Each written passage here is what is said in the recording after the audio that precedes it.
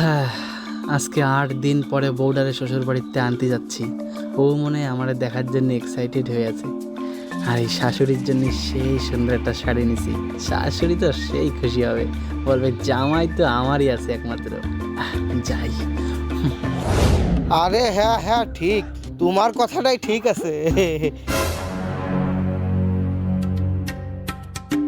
কি ব্যাপার শাশুড়ি মা, বাবা, আপনারা অবাক হয়ে তাহাই রয়েছেন যে? আপনাকে মেয়ে কয়নি আজকে আমি ওরে নিতে আসতেছি? এ জামাই ও কি কয়? আরে বাবা, মাইয়ে তো 2 দিন আগে তোমার সাথে দার্জিলিং বেড়াতে যাবে বলে চলিয়ে গেছে। ওরে, এই জন্য আমার 2 দিন আগে মনটা কেন ফুরত ফুরত করতেছিল রে। দুদিন ঘুরে আসে না।